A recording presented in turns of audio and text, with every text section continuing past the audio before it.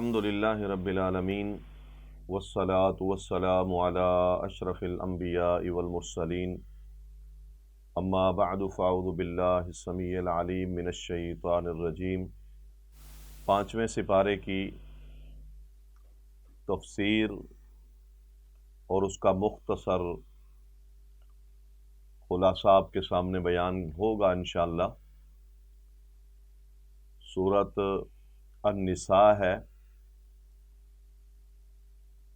اس کی 176 آیات ہیں۔ اس کا کچھ حصہ چوتھے سپارے کے آخر میں ہے اور باقی پانچویں سپارے کے مکمل حصے پر مشتمل ہے۔ اللہ تعالیٰ نے اس کی ابتدا میں تمام لوگوں کو تقوی اختیار کرنے کی تلقین فرمائی ہے۔ فرمایا اس اللہ سے ڈر جاؤ جس اللہ کو اس کے نام پر اس کے واسطے دے کر تم پکارتے ہو، اور رشتہ داری کے معاملات میں بھی اپنے رب سے ڈر جاؤ۔ خصوصی طور پر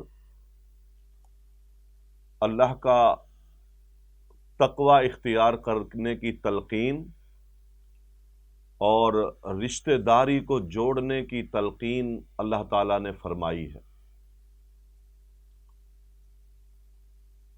رشتہ داری وہ خونی تعلق داری ہے انسان کی، اسے جوڑ کے رکھنا اور ان کے حقوق کو ادا کرنا، یہ حقوق العباد میں سے ہے۔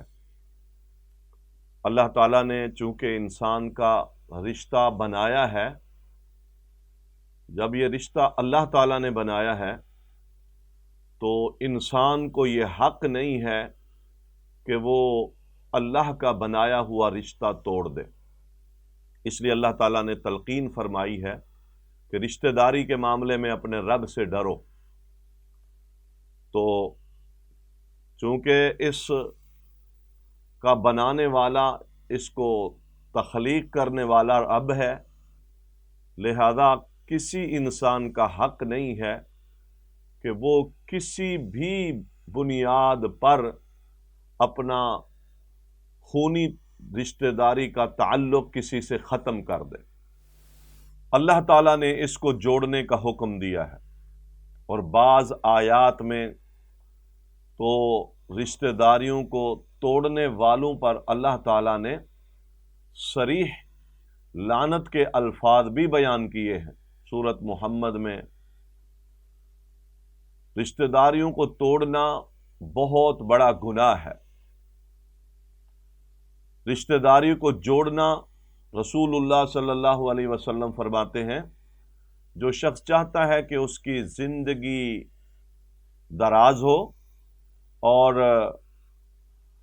اس کے رزق میں اضافہ ہو، تو اسے چاہیے کہ وہ رشتہ داریوں کو جوڑے۔ ہم رشتہ داری کے معاملات میں بعض دفعہ ایسی سستیوں کا اور غفلتوں کا شکار ہو جاتے ہیں، اور بعض دفعہ ہٹ دھرمی، ضد یا اپنے غریب غربا رشتہ داروں کے مقابلے میں تکبر کا شکار ہو جاتے ہیں، اور رشتہ داریوں کے حقوق کا لحاظ نہیں کرتے۔ یہ کبیرہ گناہ ہے، اس سے بچنا چاہیے۔ اور بعض دفعہ ایسا بھی ہوتا ہے کہ کوئی کسی کی جہالت کے مقابلے میں ہم بھی جہالت دکھا دیتے ہیں، حالانکہ اسلام نے منع کیا، فرمایا اگر وہ آپ سے جہالت دکھا رہے ہیں تو آپ علم دکھائیں۔ اگر کوئی رشتہ دار آپ کو محروم کر رہا ہے تو آپ اسے عطا کریں، اور کوئی رشتہ دار آپ پر زیادتی کرتا ہے لیکن آپ کا جب موقع ملے تو آپ اس کو معاف کر دیں.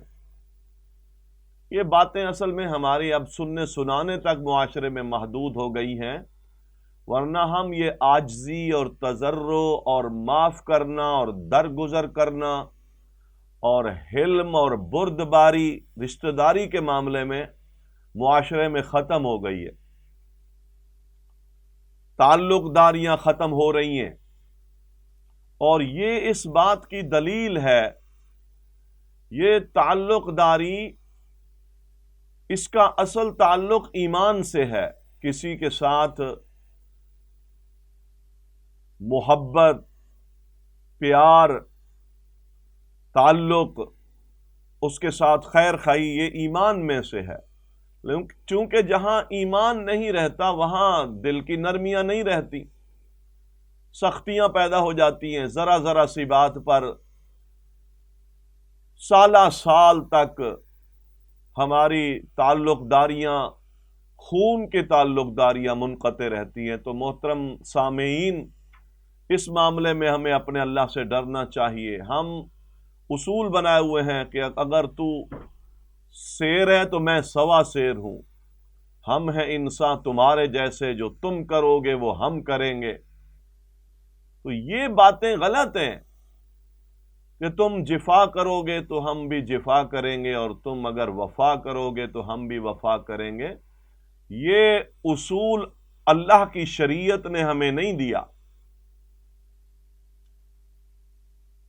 آپ چاہتے ہیں کہ اللہ کی طرف سے میرے ہر معاملے میں نصرت اور مدد ہوتی رہے، تو آپ اللہ کے لیے جھک جائیں اور رشتہ داری کو جوڑیں. اگرچہ آپ کا رشتہ دار کافر کیوں نہیں ہے، دنیاوی اعتبار سے اس کافر رشتہ دار کے ساتھ بھی حسن سلوک یہ رسول اللہ صلی اللہ علیہ وسلم کا اسوہ ہے. تو اللہ تعالیٰ نے رشتہ داریوں کو جوڑنے کا حکم دیا.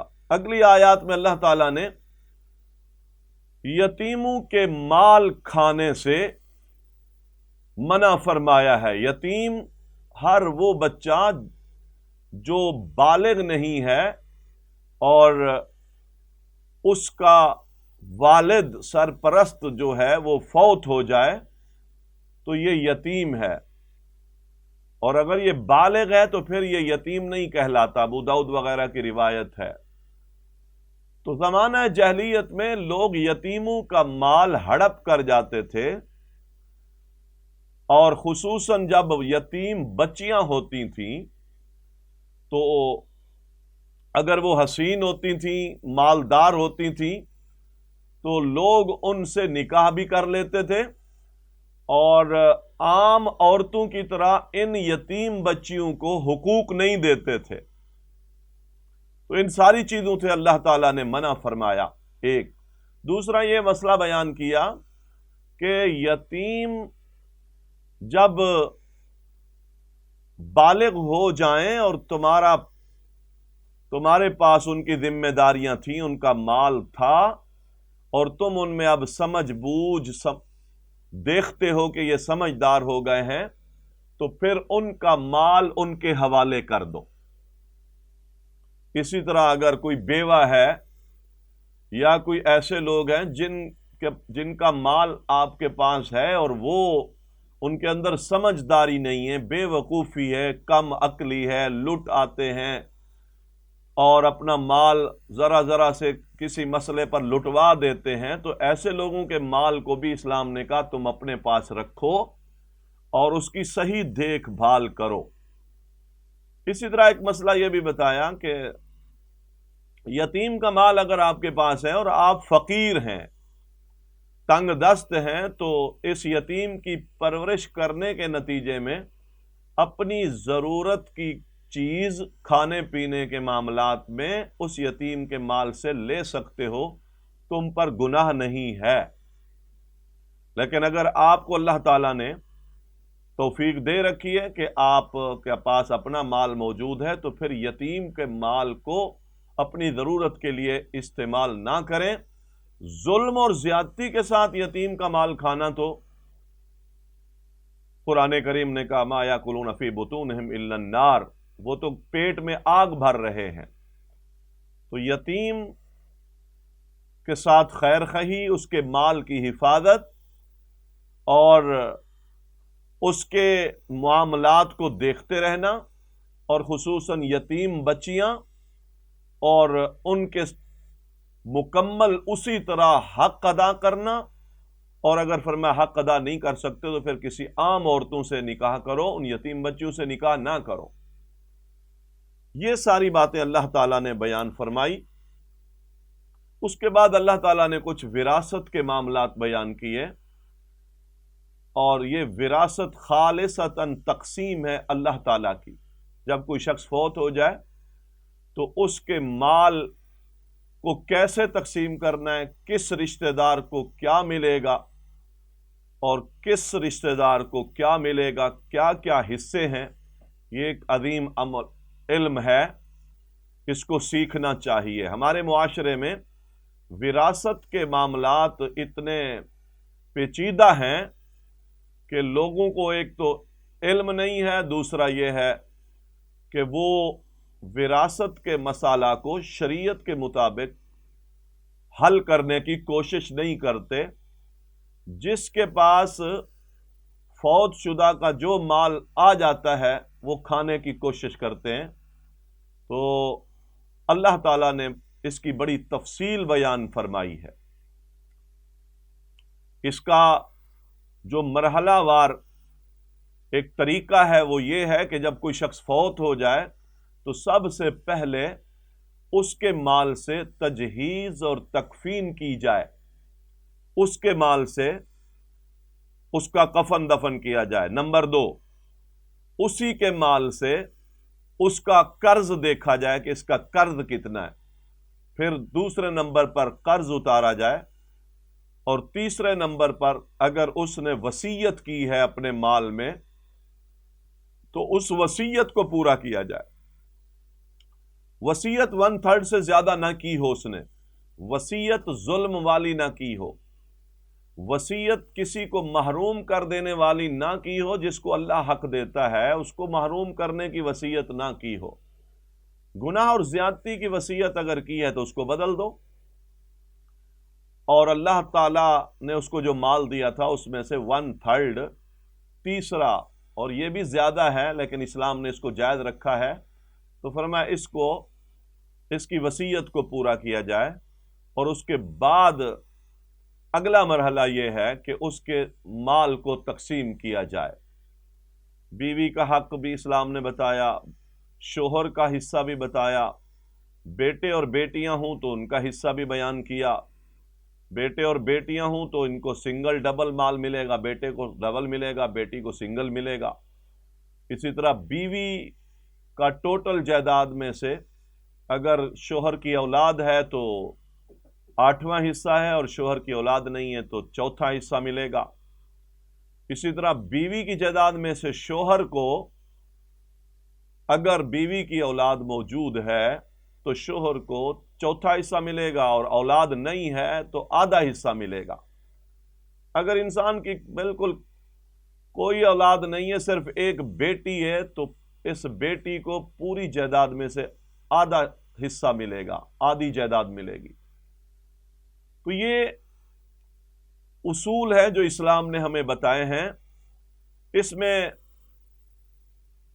سامعین محترم، وراثت میں ہمارے معاشرے میں بہت حق تلفیاں ہوتی ہیں۔ جس کے ہاتھ میں جو مال ہوتا ہے وہی قابض ہو جاتا ہے، بہنوں کو محروم کر دیا جاتا ہے، بیٹیوں کو بعض دفعہ محروم کر دیا جاتا ہے کہ ابا نے اس کو دے دیا تھا، ان کی شادیاں کرا دی تھیں، اور بیٹیوں کو اور بہنوں کو دیتے ہوئے بھائی اور باپ بعض دفعہ وہ سینہ تنگ کر لیتے ہیں ان کی حقوق اور ان کی وراثت کے معاملات میں کوتاہیاں کرتے ہیں۔ یہ بہت بڑا گناہ ہے۔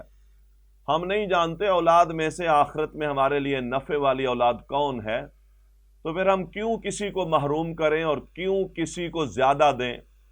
بعض دفعہ مائیں چھوٹے بیٹے کو زیادہ دے دیتی ہیں، اور بڑوں کو اس لیے نہیں ملتا بعض دفعہ کہ جی ان کی بیویاں ہمارے ساتھ بدتمیزی کرتی ہیں۔ اسی طرح کچھ لوگ جائیداد کے معاملے میں آق نامہ لکھ کر دے جاتے ہیں کہ میرے بڑے بیٹے کو جائیداد میں سے کچھ نہیں ملے گا۔ اس طرح کی باتیں یہ کلیتاً شریعت میں حرام ہے۔ ان باتوں کا بہت زیادہ خیال رکھنا چاہیے۔ انسان کے فوت ہو جانے کے بعد اس کی اولاد حقدار ہے اس کے مال میں، بیٹیاں بھی حقدار ہیں، بیٹے بھی حقدار ہیں، حتیٰ کہ فوت ہو جانے والی کی ماں اور باپ بھی اس میں حقدار ہے، فوت ہو جانے والی کا شوہر بھی حقدار ہے، اور فوت ہو جانے والے کی بیوی بھی حقدار ہے۔ یہ حصے اللہ تعالیٰ نے مقرر کیے، لہذا ان کے اندر ظلم زیادتی کرنا یہ گناہ کا عمل ہے۔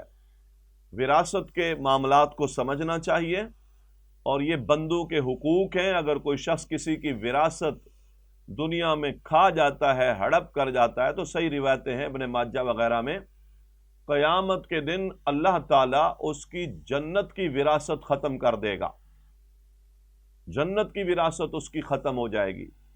لہذا اس کے معاملے میں ہمیں بہت زیادہ احتیاط کرنی ہے۔ کچھ اللہ تعالیٰ نے رشتے بیان کیے ہیں جن رشتوں سے ابدی طور پر نکاح حرام ہے، بہن سے، بیٹی سے، ماں سے، خالہ سے، پھوپھی سے، اسی طرح سگی بھتیجی سے، سگی بھانجی سے، اسی طرح دو بہنوں کو آپس میں نکاح میں ایک ساتھ رکھنا، اسی طرح ساس سے نکاح کرنا حرام ہے، اسی طرح بیوی کی بیٹی جو پہلے گھر سے گود میں آئی ہو، ربیبہ، اس سے نکاح کرنا ابدی حرام ہے، سگے بیٹے کی بیوی سے نکاح کرنا حرام ہے، سوتیلی ماں سے نکاح کرنا حرام ہے۔ اسی طرح اگر کوئی نکاح والی کے ساتھ نکاح کر لیتا ہے، ڈبل نکاح، یہ بھی حرام ہے۔ عورت اور اس کی بھانجی، اسی طرح عورت اور اس کی بھتیجی، پھوپھی بھتیجی اور خالہ بھانجی ایک ساتھ ایک نکاح میں نہیں رہ سکتی کسی کے پاس، تو یہ اللہ تعالیٰ نے رشتے کچھ ایسے رکھے ہیں جو حرام کیے۔ اسی طرح اللہ تعالیٰ نے دونوں طرح کے معاشرے کے افراد کو نکاح کرنے کی ترغیب دی۔ ایک تو وہ کہ جو آزاد مرد ہیں، آزاد عورتیں ہیں، غلام نہیں ہیں، تو ان کو بھی چاہیے نکاح کر لیں، اور جن کے ساتھ فرمایا نکاح کرو ان کے حق مہر ادا کرو۔ اور اسی طرح لونڈیاں اور غلام بھی ہیں تو ان کو بھی چاہیے کہ وہ بھی نکاح کر لیں۔ اور ساتھ یہ بھی اللہ تعالیٰ نے بیان فرمایا کہ اس نکاح کرنے کے لیے ان عورتوں کا پاک دامن ہونا ضروری ہے۔ نکاح کرنا نمبر 1، حق مہر دینا نمبر 2، ولی کی سرپرستی میں نکاح کرنا، اور چھپی دوستیوں کے ساتھ نہ، چھپی دوستیاں کے ساتھ جو نکاح ہوتے ہیں وہ ولی کے اجازت اور سرپرستی کے بغیر ہوتے ہیں، اس طرح کے نکاح حرام ہیں۔ اللہ تعالیٰ نے اس کے بعد کچھ نماز قصر کے مسائل بیان فرمائے ہیں۔ نماز قصر، جب آپ ایک عرفی اعتبار سے سفر میں ہیں تو اسلام نے آپ پر آسانی کی ہے، رخصت دی ہے کہ آپ نماز کو قصر کریں۔ قصر کے حوالے سے کتنے میل پر ہونی چاہیے اور کتنے دنوں کے لیے ہونی چاہیے، اس کے لیے کوئی متعین واضح حدیث نص نہیں ہے۔ جن لوگوں نے مختلف ٹائم، وقت اور مختلف سفر کی وضاحتیں کی ہیں وہ اپنے اجتہادات کی بنیاد پر کی ہیں۔ البتہ صحیح مسلم کی ایک روایت ہے کہ رسول اللہ صلی اللہ علیہ وسلم نے، سیدنا انس کہتے ہیں کہ 3 فرسخ پر قصر کیا تو یہ تقریباً 21 کلومیٹر بنتا ہے۔ اگر آپ اپنے علاقے سے اور اپنے شہر سے 21 کلومیٹر دور سفر کی طرف نکلے ہیں تو پھر آپ قصر کر سکتے ہیں۔ اور رسول اللہ صلی اللہ علیہ وسلم نے بھی اپنے تمام سفروں میں نماز قصر کی، اور آپ نے پہلے اور بعد والے سنتیں بھی نہیں پڑھی سوائے وتر کے اور فجر کی جو 2 سنتیں ہیں، اس کے علاوہ آپ نے کوئی سنتیں نہیں پڑھی۔ اور آپ نے اپنی ساری زندگی جب بھی سفر کیا قصر کیا، نماز پوری سفر میں نہیں پڑھی۔ اس سے اہل علم کہتے ہیں کہ اولا اور افضل یہی ہے کہ جب آپ سفر میں ہوں تو آپ قصر کریں۔ اللہ تعالیٰ نے اس کے مسائل کو بھی بیان کیا ہے۔ اس کے بعد اللہ تعالیٰ نے شیطان کی کچھ چالوں کے حوالے سے ہمیں خبر دی ہے کہ شیطان نے اپنے رب سے کہا ہے کہ میں تیرے بندوں کو گمراہ کروں گا اور انہیں اپنے رستے سے ہٹاؤں گا، اور کچھ حصہ میرا ہوگا، تیرے نہیں ہوں گے، وہ میرے ہوں گے، میرا کام کریں گے۔ تو شیطان نے یقیناً اپنا گمان آج بندوں پر سچ کر دکھایا کہ شیطان کی پیروی میں ہم دیکھیں کہ ہمارے سوسائٹی میں، معاشرے میں اللہ تعالیٰ کی کیسی کیسی نافرمانیاں ہوتی ہیں۔ یقیناً شیطان اپنا حصہ بندوں میں سے نکال رہا ہے، اور اس نے اپنی سوچ اور اپنی بات کو سچ کر دیا ہے۔ فرمایا میں ان سے جانوروں کے کان کٹواؤں گا، یا اللہ جو تیری تخلیق ہے میں اس کو تبدیل کراؤں گا۔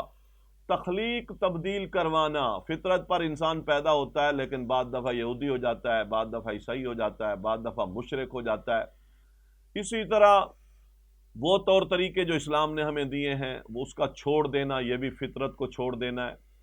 اسی طرح آپ نے دیکھا کہ ہم حلال کھانے چھوڑ دیتے ہیں، اچھا کپڑا بعض دفعہ چھوڑ دیتے ہیں، عبادت کے نام پر کچھ لوگ جنگلوں میں نکل جاتے ہیں۔